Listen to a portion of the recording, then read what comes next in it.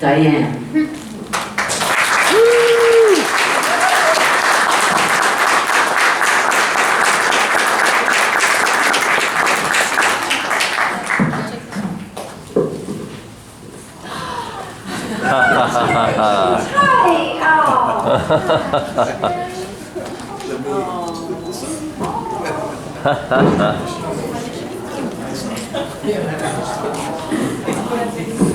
Let me tell you the haiku story if you don't think Cirincione-Jampolsky's here. For my birthday, every year for 40 years, he would have a haiku made for me here in Hawaii. His birthday was last Sunday, mine was a few days before. And when I came in yesterday, Auntie, where are you, Auntie? Back here. She gives me her haiku. And today, beautiful Dr. Terry Shintani. Dr. Terry Shintani, a treasure in Hawaii. A treasure to us. Thank you. Oh, wow. Terry, you are like so present.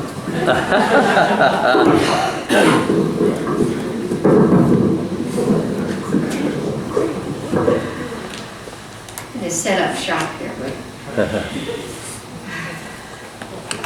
was such a delight. Joy, thank you. What a gift you gave us all. Yeah.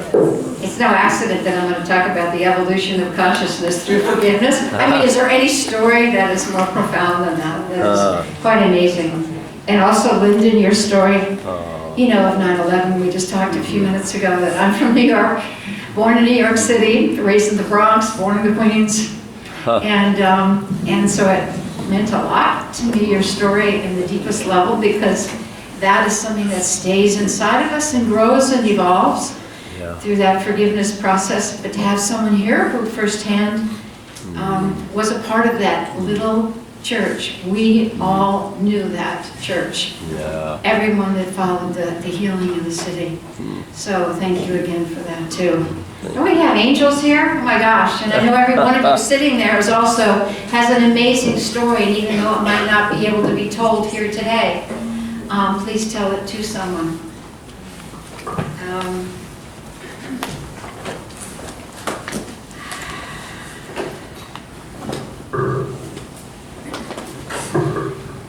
I picked today to talk about the evolution of consciousness and forgiveness. I've never talked about it before. And of course, I never know what I'm going to say. Jerry and I never ever had a script for 40 years. And we're all in that evolution of consciousness, right? From the moment we're born, we just keep forgetting that we're going to die. And then we keep going, oh, that's right, I'm going to die. But this whole journey is so magnificent. From the time that we come here. We're not quite sure where we came from and maybe where we're going. Some of us feel more assured about it than others do. And depending on our faith and our experiences, that grows and evolves over time. My personal experience is that I was given a gift when I was a very small child. And I was actually about 3.5, which is hard to believe that you could remember something from them. But it was so profound and so important for me. And I remember playing with my friends. My girlfriends were over here. I was living in Southern California for a short time with my family. And this idea, this thought, this essence came to me. And these words were in my head, this voice that comes at different times in my life. And I remember holding my fingers like this and holding this finger like a glove, putting on a glove. And I remember being annoyed, and I wasn't an annoyed child. I remember being annoyed and saying to myself, quote, somebody stuffed me in here, and now I have to stay here for a long time. And I remember going, like an annoyed child, and then I went out and played. But somehow the universe gave me that gift to know that it's more than just this. And that not only am I stuffed in here, but you're all stuffed in there too. And that we are so much more, which was a guiding light, a gift for me to see people, to look at people that way, to know no matter what their behavior was, there was more, always more. So in San Quentin, working on death row and working with people who have done horrific things, and working, Jerry and I were blessed to be able to support the departments of health, justice here in Hawaii, DHS, and working with social workers. We trained dozens and dozens and dozens of social workers who burn with watching this stuff all the time. How many social workers are in the room? Yeah, oh my God, we have to love them. They see the worst of the worst and they try to find love anyway. So this work of attitudinal healing, the idea that we can see differently, we can see beyond just what's in front of us. Not that we deny it, we deal with it because it's your job to see it. But the judgments of it is what really kills us. The judgments is what holds us in. The judgments is like poison. And yet it's a natural reaction as a human being. We're living as Homo sapiens, and we are living with the essence of personality structures within us. I had an extraordinary mother. And there's some people in the room that know my mom. Amana, you know my mom, and Shauna, you know my mom, and Chris knows my mom, and Trish knows my mom. Yes, Carlos Lucero, they knew my mom. She was like amazing. She had like a horrible childhood, not as horrible as yours, but she was the 14th of 16 children. Wow. Kind of just flooded. And the only one who at 13 was forced to go to New York City to work because she looked older and everybody else went to high school and she couldn't. And she was just like incredible. When she was 75, she graduated from college. Because both her daughters and her daughter-in-laws had Ph.D. She said, I'm going back to college. And she did. 34 of us were at her graduation. It was like a football game. It was like, yeah, let's go! The kids loved her, the school loved her. Graduated with honors. It evolved her. The evolution of consciousness. Evolving. Going forward. In order to get where you want to go, you first have to leave where you're at. In order to get where you want to go, you first have to leave where you're at. I didn't make that up, but somehow I found it in my 20s and I put it on a card on my desk and it sat there for 4 years at work. And then one day I looked at it and I went, I think I'm going to go. I got up and I resigned and I wasn't even thinking about it. So I think that if we have that consciousness that there's something more, it's the desolation of thinking there's nothing. And actually that's not true, it's just that we don't see it. Yeah. So one of the biggest gifts my mother gave me, she gave me so many gifts. People think I learned this stuff from Cirincione-Jampolsky. Jerry knows and I know I learned it from my mother. Yeah. And she would say to me when I was a kid, honey, if you don't judge what happens in life as either good or bad, but you have gratitude because you're going to learn from it, you will be a happy person. And I believed her. So it allowed me to lessen my judgment of people, knowing they were more than just these bodies running around in personality structures, doing the things they're doing to survive or defend or evolve or whatever. She gave me that perspective. It's like, oh, I don't have to judge this. I can learn from it. And therefore you don't sink into that pit that holds you there. So we all have our teachers, I want to share with you for a minute, we're going to stop, and I want to play for you something myself and our dear Mariah Parker, who has worked with us in Attitudinal Healing for about 25 years. We put together a little home video. It's a legacy piece because just this last week, where Jerry would have turned 99, he passed when he was going to be 96, he passed it at 95, and it's the beginning of what would be his 100th birthday, and it's the beginning of the 50th anniversary of Attitudinal Healing. Who knew? Who knew, in 2025, will be our 50th anniversary. And you know, when I first met Jerry in 1981, after a while, I really wasn't engaged in the center or anything like that. I didn't even know who he was. But anyway, then I figured out attitudinal healing. And having come from business, I said to him, "Oh, Jerry, Jerry wasn't business oriented at all. Jerry, the little T with the circle, you need to put that after attitudinal healing." And he goes, he just smiled, looked at me, and I go, "Jerry, you know what the T is, right? The trademark?" And he goes, he didn't laugh, he just smiled, he goes, "Yeah, I know what it is, Diane." I go, "Well, blah, blah, blah, blah, blah, blah, all the reasons why you need to trademark attitudinal healing. Oh my God, it's going to be used for this and used for that, people can abuse it." And he just, in his Jerry way, just kind of quietly listened to me go on and on. And then finally he said, "Diane, it doesn't belong to me." And that's when I fell in love with him. I went, "Oh, so that's how it is." Okay, I could love him.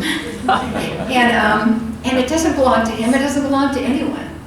And it's a gift that we all keep giving each other and ourselves, whether it's the Hawaii Forgiveness Project, whatever it is. So I'm going to be gone. Jerry's gone. I'll be gone sometimes. Trish will be gone. We'll all be gone into the afterlife. And I wanted to put together at least kind of something that would kind of how we see ourselves in these last 50 years. So enjoy it, and I'll see you in a moment.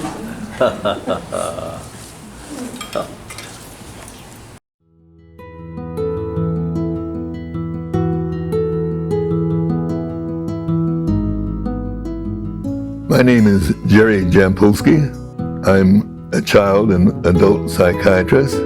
I happen to look at life as if it were an energy, a vibration.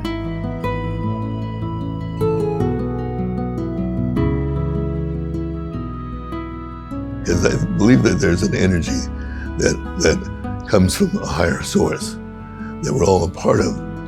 And the closest thing I think we can get to is feeling that we're light, we're all part of that light, and that we surrender to that love and we surrender to that light.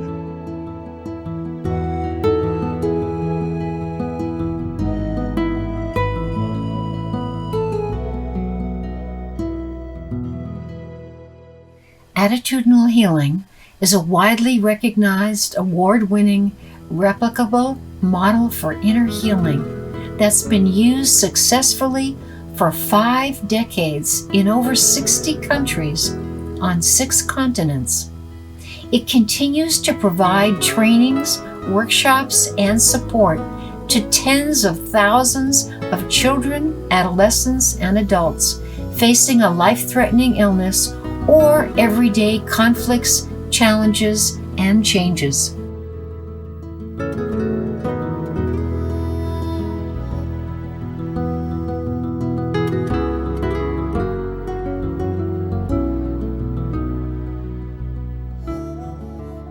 The original Center for Attitudinal Healing was founded by child psychiatrist Dr. Gerald Jampolsky, along with Patricia Robinson and other friends in 1975 in Tiburon, California, located right on San Francisco Bay.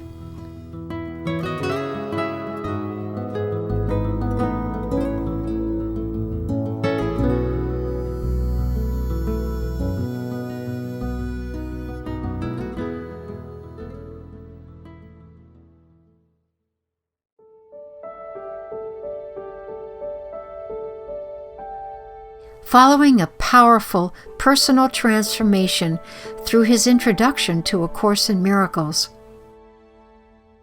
Jerry was inspired to create a center where people from all spiritual and cultural traditions could support each other to find inner peace.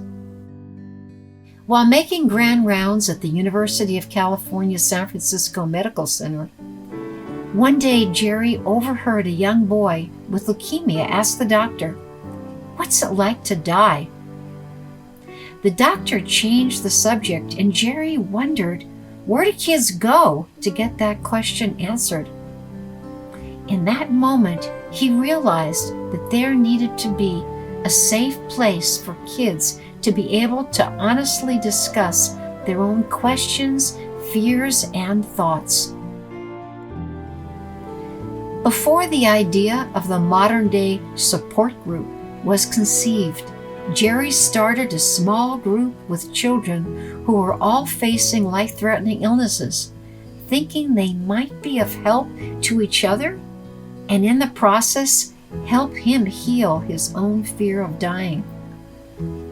Thus began the first peer support group and person-to-person program. Seeing that the transformative benefits of using the principles of attitudinal healing within a group, brothers and sisters, asked to have a group for siblings, as did then their parents, and later, adolescents and adults also facing life-threatening illnesses or circumstances. Many groups needing support continued to emerge, always out of the needs of the community. The effectiveness of attitudinal healing spread far and wide over hundreds of TV and radio programs.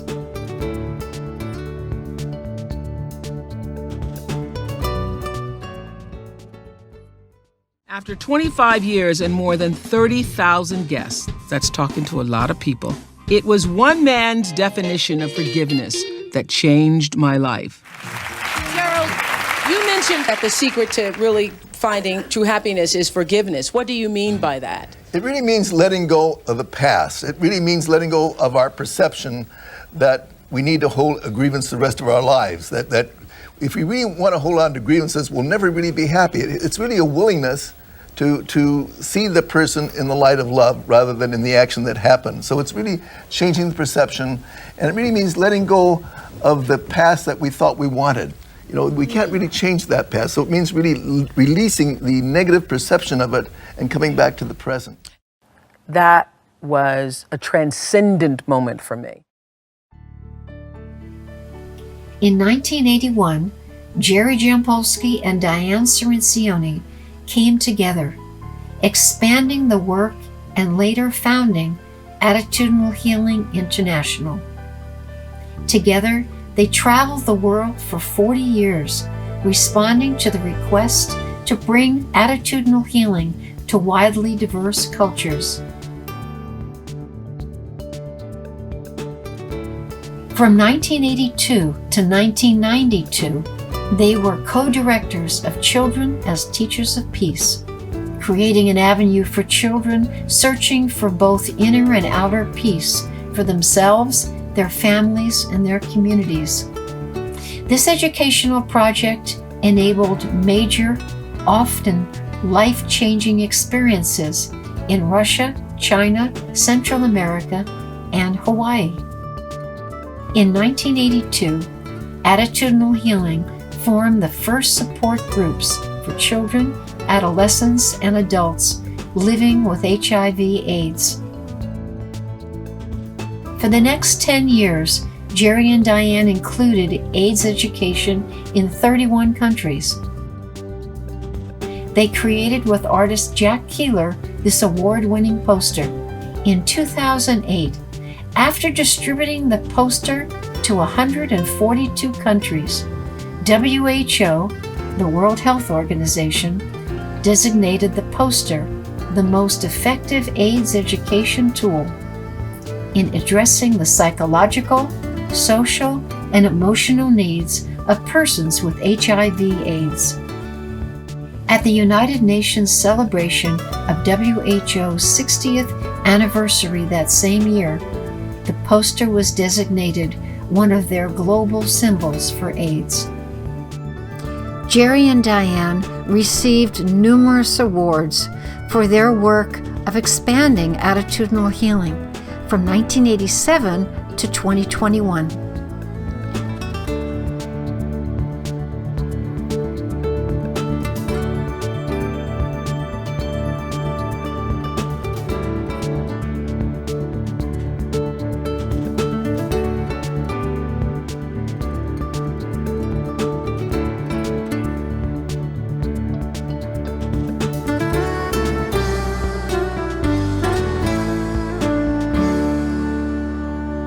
In 1978, Jerry intentionally stepped aside to let others run the center to ensure that it would succeed without the focus point on one person. He always said that he would stand by them, and so he did for the rest of his life.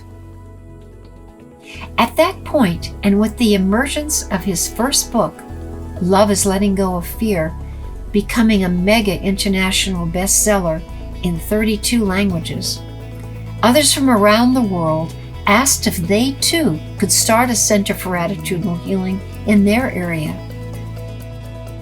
Each wanted a place locally where people of all ages and circumstances in life could come together for their own internal healing and in the process help others to heal. Centers and groups continue to this day to emerge on 6 continents. At the heart of attitudinal healing is the belief in the extraordinary ability of ordinary people to be of help to one another, and the idea that while we may not be able to control the outside world and what happens, we do have the personal power to choose our own attitudes in how we experience life in any given moment, regardless of the circumstances.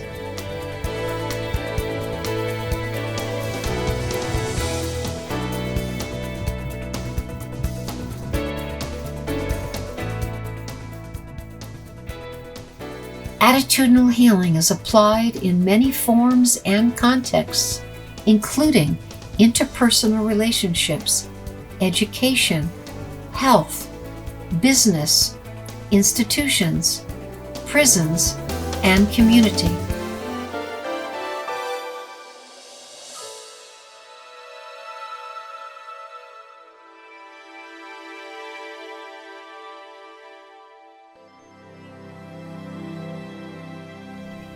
Commonly used is the peer support group model, pioneered and developed based on these 12 principles for a variety of needs. It remains the core source of support and mentorship around the world for those who have wished to start an independent center for attitudinal healing.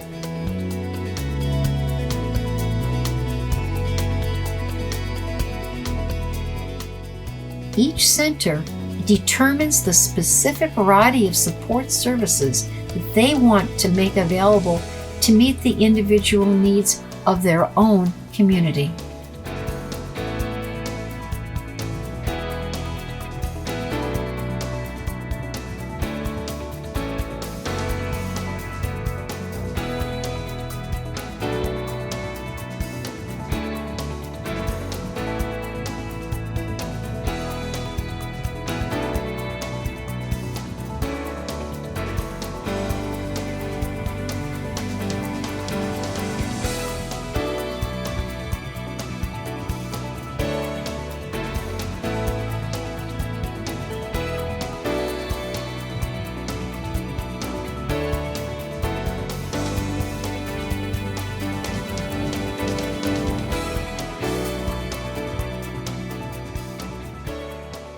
Today, Attitudinal Healing International continues to welcome individuals and groups from around the world to participate in online and in-person groups and to create new centers in the growth of our global community.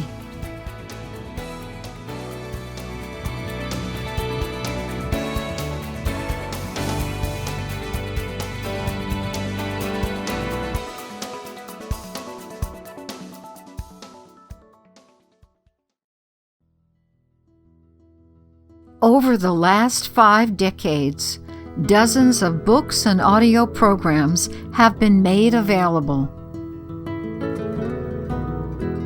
Independent centers continue to provide various trainings, program curriculum, and diverse support groups worldwide.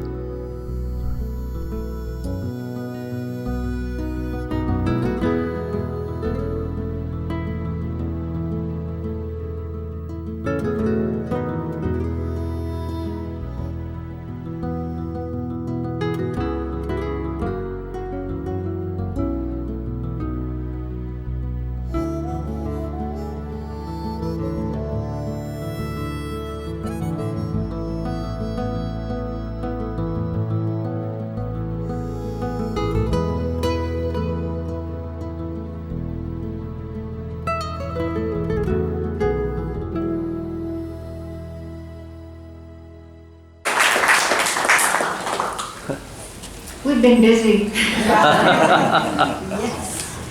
Funny, Jerry and I never stopped. Part of my guidance, and which we both adopted, was to never look back.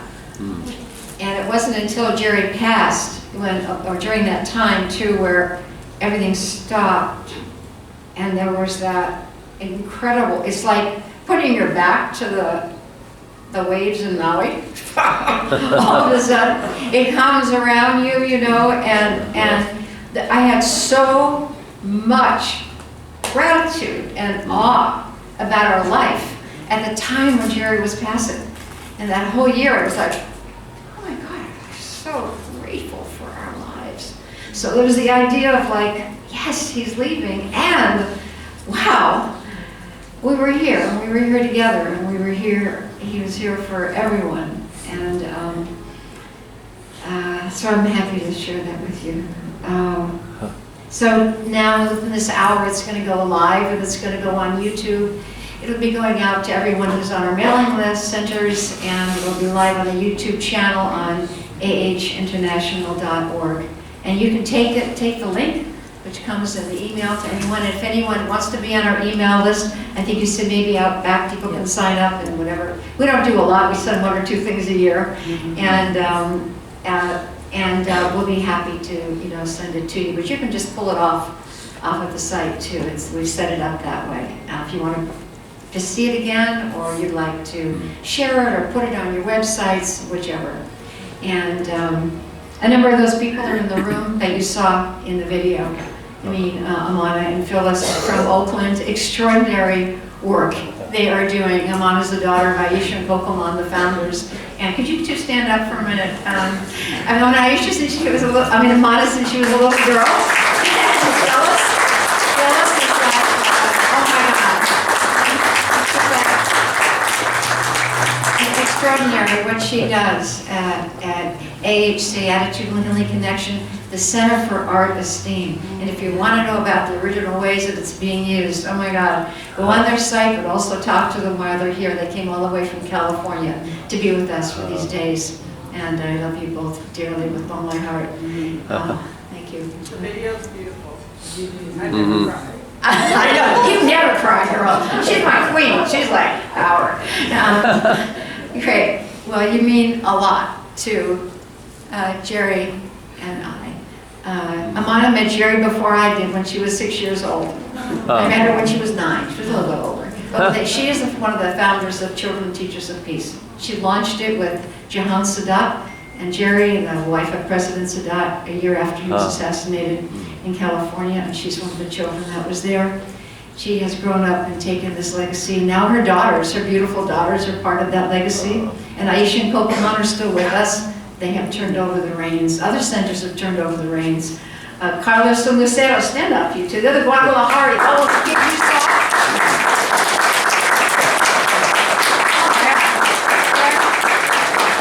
They have traveled, Jerry and I, all over the world. Anywhere where certainly with Spanish, I mean in Argentina. It's really, our hearts are always so filled. They are our brother and sister. And their daughter, Luthalena, has now taken over the reins of the center. I just was down in Guadalajara this last year in the formal turning over from them to their daughter. An incredible woman like Amana, and we are so grateful to you. And so many centers, one today throughout Mexico. You saw the banners of all the places that Maruja Candano, the mother of it in Mexico, who's in the afterlife, but probably having a good time with Jerry. Yeah. Right. And her Jerry, her helper. Yeah, thank you both. I love you both so much. Oh my God. Yeah. And where's Lily? Lily? Where are you? There. And Alan, you stand up, her son, from China. They came all the way from Beijing, China.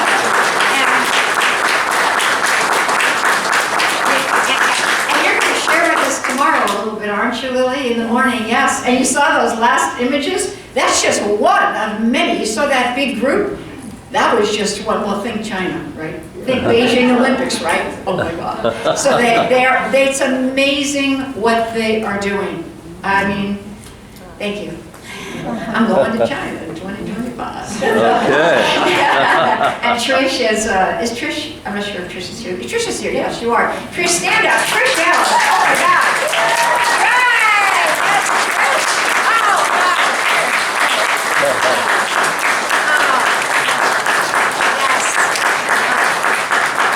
Trish is the International Communications Coordinator of Attitudinal Healing International. She's the heartbeat. I don't know, Trish said 36 years we've worked together. I don't know, something like that. And even our conference, anyone that was at the 40th anniversary, Trish worked with me for a number of years to set that up, 2-3 years to set up that conference. And she's been an auntie to Attitude. And Russ, her husband, Russ, stand up with her. There, Russ has been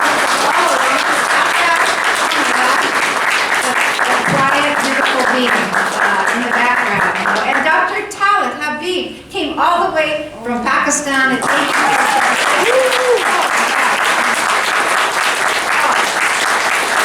we are inspired by what you have done, and thank you for sharing in the way that you did your presentation. But knowing that now you're going to go towards countrywide, and then your measuring tools, I think, will be incredibly helpful. I would like to adopt those globally so they will be available for any center that wants to do that. And some have done something similar, but not at the level that you're doing it. So that's just attitudinal healing. Give it away. Jerry was right. Thank you. So much. Thank you.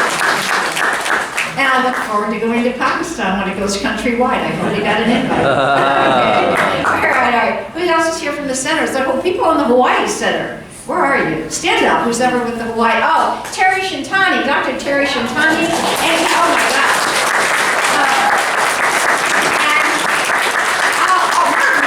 Martin, stand up. Oh, Hawaii Center, stand up, stand up. No, stay up. Martin, stay up. Yeah. Oh my God. Merton, who retired from head of youth services, state of Hawaii, brought us over here when he was working with foster care youth.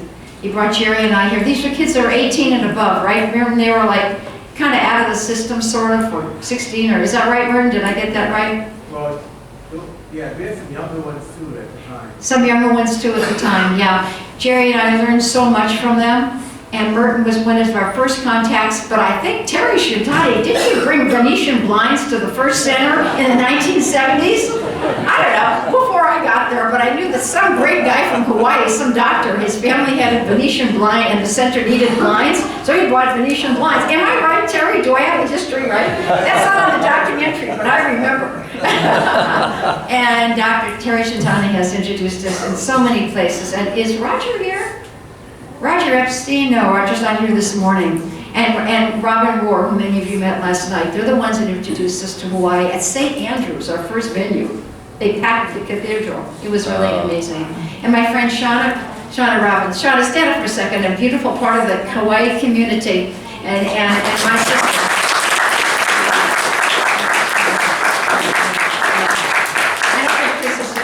Anybody else? Did I forget anybody else? So there's Julie, Sandra, St. Louis. Is Julie here? There she is. Yeah, Julie's all the way from St. Louis. Anybody else forget in the centers? Everybody? Did I catch everybody? And all these other people out here in the world. We talk about the evolution of consciousness. It's like everything we do is evolving. Joy is the perfect, unbelievable, consummate example of the evolution of consciousness. It's just, your story is amazing. I'm going to share your book with a lot of people, and I'd like to put it up on the Attitudinal Healing website too, so let's make that happen. Okay, yeah. And every day, every moment, we're changing or we're not. And it's all encapsulated in our belief systems. And people have talked about belief systems, a little bit. The way that I look at it, real for me, is that inside of me is this, my belief system. And my ego wants to think that my belief system's right. Right? I see you, I heard your story, I interpreted it my way. Guess what? That's what it is. Well, actually, no, Diane, it's not. It's only the way that I perceive it through the filter of a father who was violent, and so I have my filters, and other people have their filters. So every single being who is bigger than stuffed in here, right? We are bigger beings. We see it through the lens, usually, of our personality self. Okay? As our, the psychology of us, right? And that belief system, we tend to think unconsciously is concretized. It's like concrete. It's like true, right? So therefore, however I see the world is really like a projection. Like if you have a camera lens over your eyes, right? My projection from inside of me, the way I see Joy in her story, has a lens. It's the Diane lens. It's not the same as the Jerry lens, you know, or Will's lens, you know, or Susan's lens, or anybody's lens. It's different. But my ego thinks it's the same, right? So I am looking through and projecting out what is in me, my own fears, dreams, joys, everything else. And then I perceive what I have created. I took in her story, I put it through my belief system, my own fears, maybe my unfinished business, okay? Filter it out, project it out, and I perceive her that way.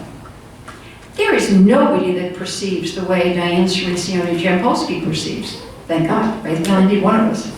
Everybody's got their own way. And then as I perceive in the world, it reinforces my belief system. So it's this cycle, this vicious cycle of reinforcing what we think is true, unless we are open to evolving and changing. Not by prescription from someone else, but evolving. We can use our traditions, our faiths, our theologies, our psychologies to help us do that, or the Forgive for Good project, or whatever. It's like you can use that as a tool, but don't let it define you and how you do it. So the evolution of consciousness through forgiveness is releasing the past. And many of us who have had deep religious trainings have either kept it, which was wonderful, and or struggled with it, or evolved gently out of it. But in order to get where you want to go, which is into a larger state of evolution, you first have to leave where you're at. I'm not saying you leave your faith or your beliefs. I'm saying if it doesn't serve you, you can leave it behind. You know, whether it's depression, whether it's whatever it is, this is what you know you want to release and let go of in order to be free to evolve. There must be another way. It's the first words that Bill Thetford, who was a scribe of A Course in Miracles, for anybody that knows what it is, said there must be another way when these professors at Columbia and the Department of Psychology were all acting nuts. And his graduate student, Helen Shuckman, took his hand and said, Bill, I'm willing to help you find that way. And that's what downloaded 6.5 years of A Course in Miracles. And from that, the original manuscript, Jerry opened a page.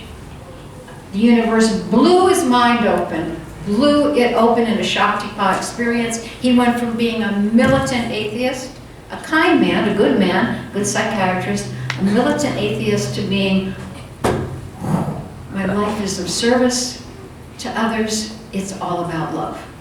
In a minute. I mean, he evolved like in a second.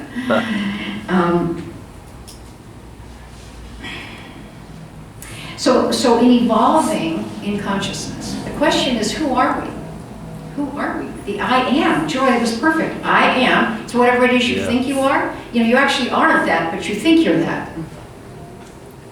So I had an experience with Jerry in 1984. He finally talked me into doing a public presentation with him at the University of California, Irvine. I was so nervous. I was scared to death. Okay, so I go, and we get there, and we're sitting outside this big auditorium. It was an all-day workshop, and my name wasn't on the flyer. I go, that's it, I'm not going in there. No, no way. Nobody came here to see me anyway, I'm not going in. And I sat down, and because I was upset, I got a little pissy, you know, I'm Sicilian, but yeah, normally I don't get that. And if I'm scared, I get like that. I go, I'm not going. And Jerry sat down next to me, and I'll never forget this. And he goes, well, Diane, even if your name was on the flyer, you wouldn't have to go in there. It was so much. And I went, well, that's fine, I'm not going in there, just like that. And he said, can I ask you a question? And I said, what? Just like that, remember, what? And then he said to me, why did you come here today? And I closed my eyes and I asked myself the question. And the answer was, I came here to give love. And then Jerry said, Diane, are you capable of that? I said, well, yeah, I know I can do that. And then he said, that's all you'll ever be required to do.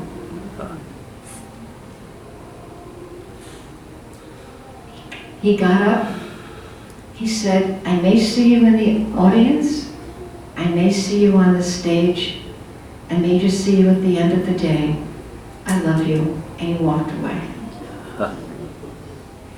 And that moment changed my life. Because I sat there and I spoke to the universe. We have these arguments every once in a while. And I said, are you telling me you want me to go in there and walk on that stage? There's no script. I have no idea what we're going to say. Nothing. And the answer was, yes, just give love. I got up, I walked down the aisle, walked on the stage, and the rest is history. I never had a desire to ever be on a stage. And from that moment on, whether it was all these TV things we did, whatever, Madison Square Garden, anything, I never, ever, ever was nervous again. Because before we would go on, we never had a script. We weren't just capable of having a script. The universe wouldn't let us. And we were on the stage at the same time, all the time together. And we would just turn to each other and go, once in a while we'd say, I hope you have something good to say. And they'd go, I hope you have something good to say. And then we'd just say, oh, that's right, we're just here to give love. And that was it. We knew exactly what to say, how to say it, when to say it. And so I say that to trust your voice, trust that evolution of consciousness. And when you feel the blocks in front of you, you can ask yourself this question, which my sister asked me years ago. I was in my early 20s or so, making some challenging decisions, and I'm going to ask you this question. Close your eyes for just a second. It's a real quick exercise. Close your eyes. And I want you to think of the very first thing that comes in your mind, okay? I'm going to ask you to rate on a scale of 1 to 10. And remember, listen to exactly how I say this. How much do you really believe that you deserve the right to be happy?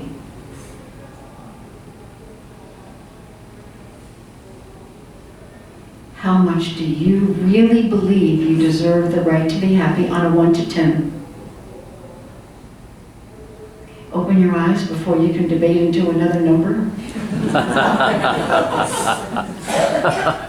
A really quick show of hands. How many people were 1, 2, 3?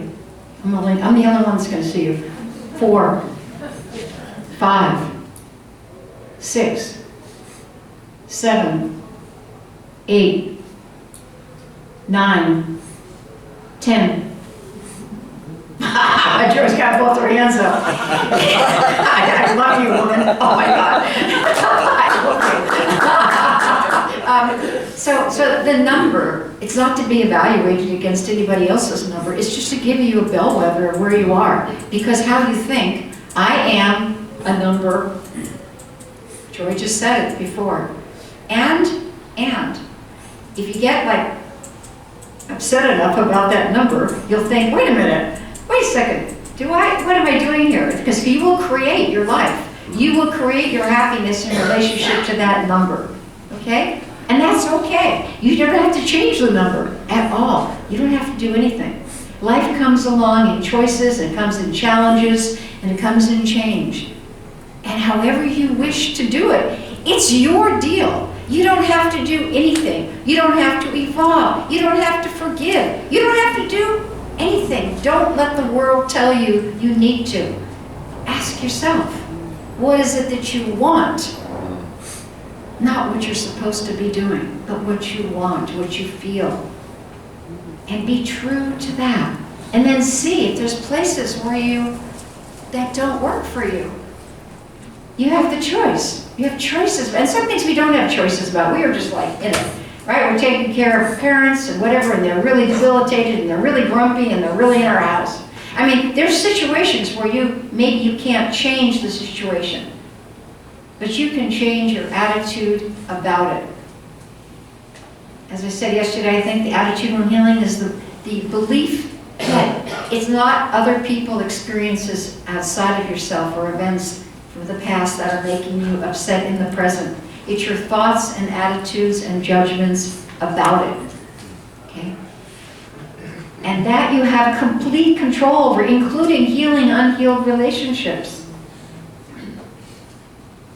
You can't change anything there, you know? Fred quoted Jerry and I yesterday. He said that forgiveness, giving up all hopes for a better past. You can moan and groan about it as much as you want and do as many sessions as you can, right? Is whatever it takes. But just have the knowledge that that past isn't going to change. Not one iota is going to change. It's like all the worry in the world. Jerry and I did entire workshops on worry. Can you believe it? All the worry in the world and all the self-negative talk never changed one iota thing in the world. I believe that the body follows mind, and I believe that there's a brain with the body that makes us function well, and then there is mind. And I study quantum physics, and now this huge debate in science about, oh my God, there must be something else going on. That's a huge debate. My grandnephew is in the labs at Princeton. He goes, everybody's talking about it. Like, we got down to this, and it's like, oh my God, there's like nothing there. It must be this here, up here. And he's coming in from science, and I come in from the philosophical, and it's really exciting. I mean, that part of the world is changing. So trust your belief systems. Trust the fact that, going through grief is an evolution of consciousness. It's the seasons of our lives, and the seasons repeat. And they're not like anybody else's. When Jerry was here once in Hawaii, for folks from the center might remember this story, in one of the workshops, a little gal, Minnie, her name was Minnie. She was so tiny, a Japanese lady, and her son had died. And she was really angry because he was going to be taking care of her in their tradition, and she loved his son. That's all she had. And she stood up and she said, Jerry, my therapist told me, this grief therapist told me that it's been 2 years, Minnie, it's about time you stop crying. And she said, I just cried more. So Jerry goes up to her and he goes, Minnie, you know I'm a medical doctor, right? She goes, yeah. He goes, you know I can write prescriptions, right? She goes, yeah. And Jerry goes, Minnie, I'm writing you a prescription. You can cry for the rest of your life as long as you can, as long as you want to for the rest of your life. She went, really? He goes, yep. She stopped crying. And he paired her up with this young man. God, he always knew how to do something like that, right, Terry? He was like a genius at it. He picked this young man in the audience, was like about 28 or so. He said, would you kind of like come here and do something with me and kind of in front of everybody? She said, okay. By then she was like in it with him. And, this man, for a moment, I want you to imagine this man is your son. What is it you want to say to him, Minnie?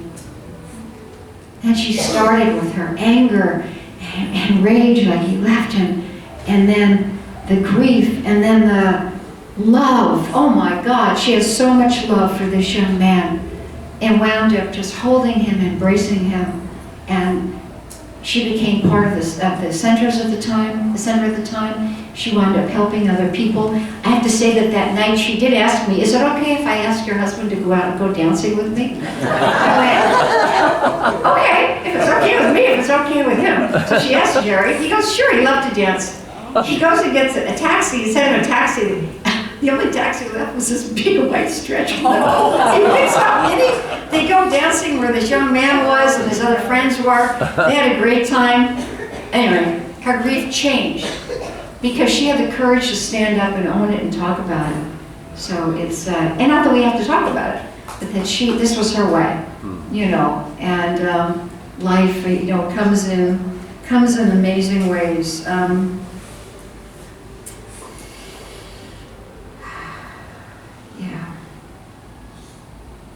I want to end with, from our book, Forgiveness. I'll put it out on the table. It's, Jerry and I actually both wrote it, and it's going to start working forgiveness. But I was doing my graduate studies. I was here at the Hawaii State Hospital for a year. Yeah, it was great. I went back to UCSF to do my postdoc, and Jerry goes, I'm not leaving. So I commuted back and forth the whole time. He loved Hawaii, too. And I said, you cannot put my name on the book because I'm doing my dissertation. I can't go out and promote a book, whatever, but you know, it's our heartbeat is in both of it. I want to share a poem at the end that Jerry wrote about forgiveness, just for us. And it's not too short. Maybe if you can close your eyes, and it'll bring in and absorb a lot of what we've been talking about here, a lot of the beautiful things speakers have said, etc.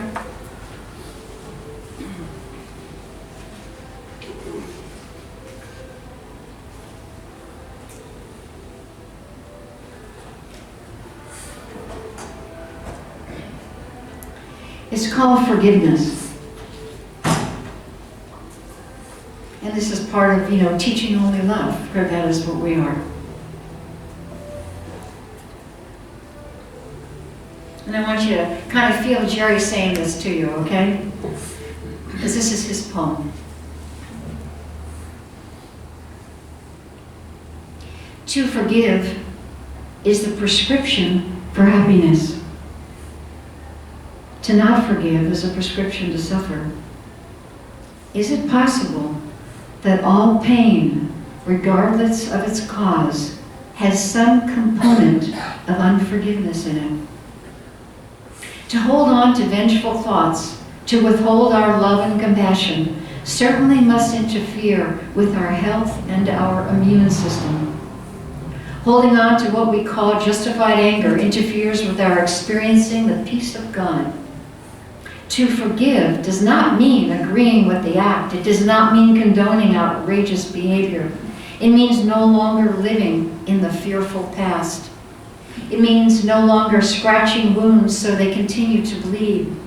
Forgiveness means living and loving completely in the present, without the shadows of the past. It means freedom from anger and attack thoughts. It means letting go of all hopes for a better past. Forgiveness means not excluding your love from anyone. It means healing the hole in your heart caused by unforgiving thoughts. It means seeing the light of God in everyone, regardless of their behavior. Forgiveness is not just for the other person, but for ourselves and the mistakes we made and the guilt and the shame we still hold on to. Forgiveness in the deepest sense is forgiving ourselves for separating ourselves from a loving source, whether we call it universe or God or whatever it is. It means forgiving God and our possible misperceptions of God, that we have ever been abandoned or left alone. To forgive this very instant means no longer being king or queen of the procrastinators club. it opens the door for our feeling joined in spirit as one with everyone. It is never too early to forgive. It's never too late to forgive. How long does it take to forgive? It really depends on your belief system. If you believe it'll never happen, if you believe it will take 6 months, it'll take 6 months. If you believe it will take but a second, that's all it will take. I believe, meaning Jerry, with all my heart, that peace will come to the world when each of us takes the responsibility of forgiving everyone, including ourselves, completely. Thank you. Got these cards with principles of attitudinal healing. I've got a whole lot of them there, and we'll give them out and put them on the back table too. Thank you, everyone, for your loving attention.